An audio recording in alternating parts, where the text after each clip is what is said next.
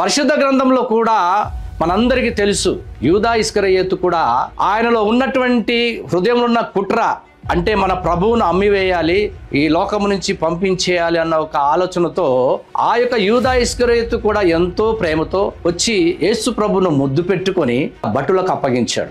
నిర్గమకాండం 20:12-13 నీ దేవుడైన యెహోవా నీకు అనుగ్రహించు దేశంలో నీవు దీర్ఘాయుష్మంతుడు అగునట్లు నీ తండ్రిని నీ తల్లిని సన్మానించుము.